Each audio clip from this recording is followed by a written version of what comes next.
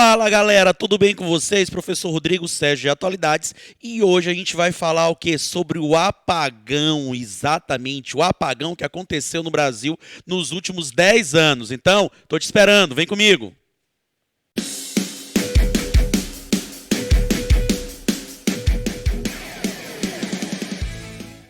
O Brasil está às escuras. Espera aí. O Brasil às escuras? Exatamente. O que a gente vai falar hoje é do chamado apagão, ou dos chamados apagões, que é algo extremamente frequente e rotineiro no Brasil, infelizmente. Quando nós falamos da questão dos apagões que aconteceram no Brasil nos últimos anos, nós temos que lembrar o seguinte: esses apagões eles acontecem desde a década de 90. De repente, você aí que está assistindo deve ter presenciado, deve ter participado ao vivo e a cores do apagão que aconteceu em março de 2018. Então, de repente, você comenta aí na nossa aula, ó, hashtag eu vivi, eu participei do apagão de março de 2018, porque é um dos apagões mais recentes. Mas esses apagões no Brasil, que começam lá na década de 90, são resultado de quê? De uma sobrecarga no sistema energético do Brasil. É isso que nós temos que entender, a matriz energética brasileira. E por que uma sobrecarga nessa matriz energética acaba provocando esses apagões? Para isso, a gente tem que fazer ali uma retrospectiva. O Brasil se industrializa no começo do século XX. O Brasil se industrializa em 1930, no governo de Getúlio Vargas.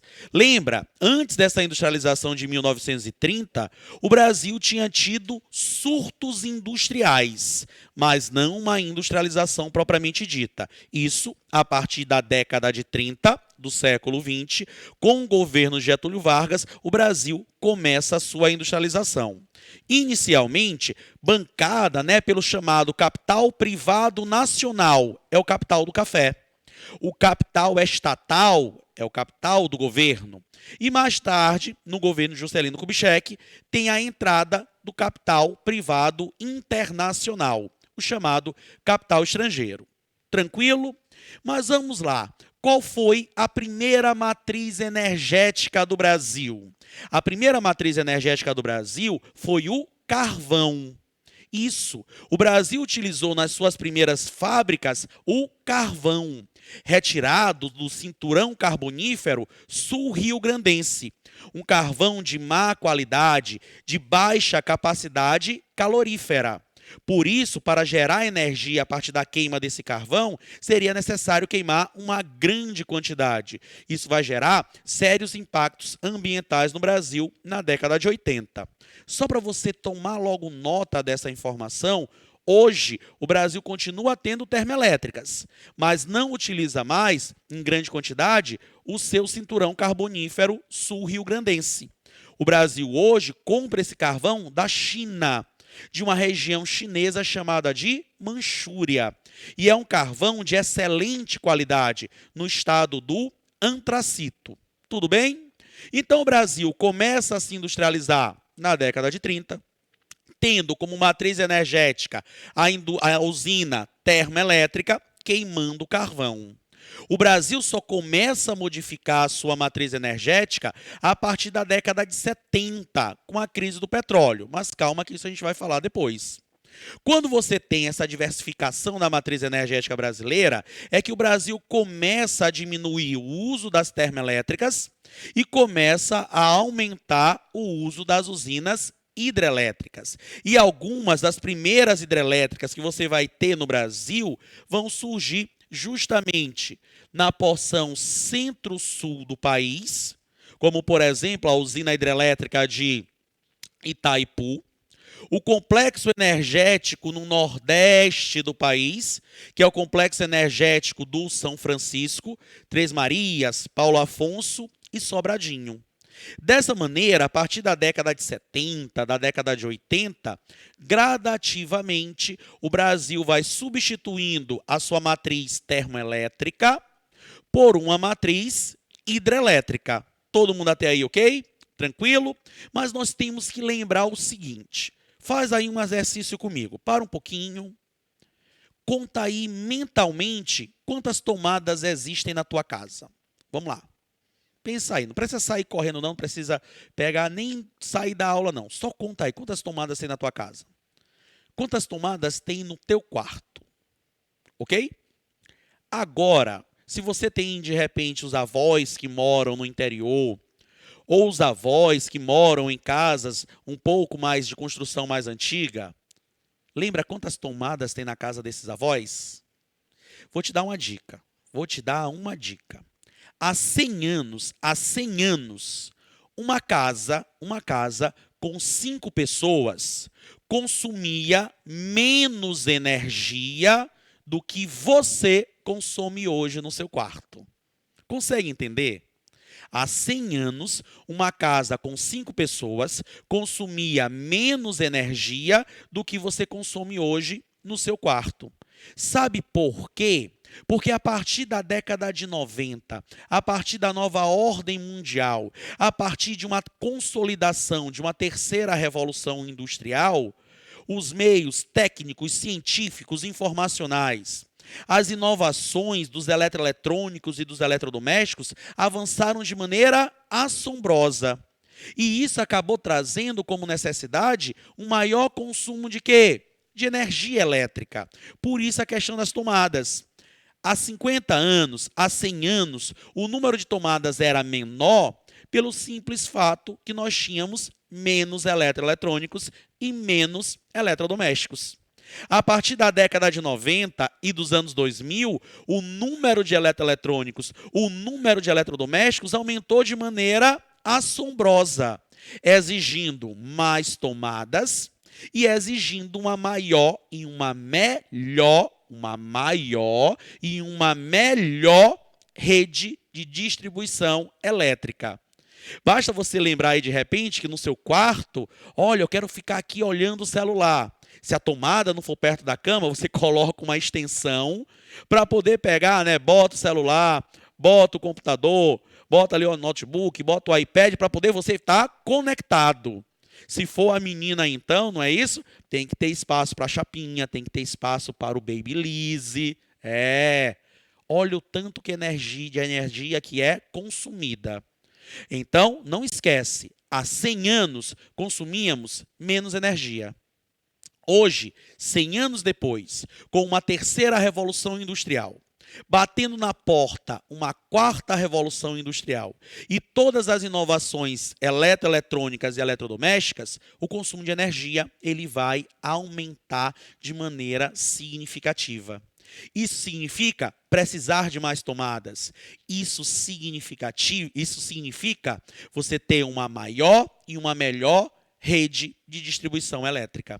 É justamente isso que, infelizmente, você não vai ter no Brasil. A rede de distribuição elétrica no Brasil é uma rede de distribuição elétrica defasada e sobrecarregada. Defasada por quê? Porque é uma rede de distribuição elétrica da década de 70 e da década de 80. Sabe quantas pessoas tinham no Brasil naquele período? Sabe quantas? Entre 70 e 80 milhões de pessoas, certo? Entre 70 e 80 milhões de habitantes. Era aproximadamente a população brasileira na década de 70, na década de 80. Hoje, nós somos aproximadamente 210 milhões de pessoas, consumindo cada vez mais energia elétrica. Então, pensa, será que aquela rede de distribuição elétrica sobrecarregada, saturada, defasada de 100 anos atrás, vai suportar o consumo que nós temos hoje? Não vai. O resultado disso, os chamados apagões, ou como já foram ali chamados carinhosamente, os chamados apaguinhos, se tornaram tão comuns que acabaram sendo colocados até no diminutivo.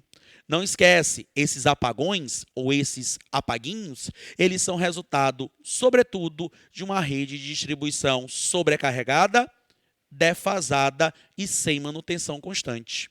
É isso que faz com que seja necessário, no Brasil, você ter hoje uma maior diversificação da sua matriz energética. Não se pode depender somente da energia hidrelétrica. Hoje, no Brasil, mais de 70% da energia que nós consumimos no país vem de uma matriz hidrelétrica. E por que isso? Porque o Brasil possui um grande número de rios, rios com um grande volume de água e rios que seguem em um curso encachoeirado, cheios de quedas d'água, o que é o ambiente ideal para a criação, instalação de uma usina hidrelétrica. Mas isso não adianta se você não tiver uma rede oficial, se você não tiver uma rede estruturada de distribuição de energia. O Brasil passa por esse problema e isso acaba gerando essa problemática aí dos apagões e dos apaguinhos. Uma das soluções que o Brasil vem encontrando é fazer manutenção nessa rede de distribuição elétrica e diversificar a matriz energética. Hoje nós temos usinas termoelétricas, nós temos usinas hidrelétricas, temos usinas eólicas e projetos de energia solar e de energia maremotriz. Tudo bem? Tranquilo? Olha só, preste atenção, eu vivi o apagão de 21 de março de 2018. O apagão aconteceu ali no começo da tarde, mais ou menos 14 horas, 14h30. São Luís do Maranhão, de onde nós estamos aqui gravando essas aulas para vocês, São Luís, energia, ó, apagou. E você sabe o que é que acontece quando a energia acaba, né? A galera grita o quê? Aê! E quando a energia volta? Oh! Pois bem, a energia naquele 21 de março de 2018, ela não voltou. 14, 15, 16, 17, 18 horas. A energia aqui no Maranhão, naquele 21 de março de 2018, voltou às 18 horas. No Ceará, voltou às 20 horas.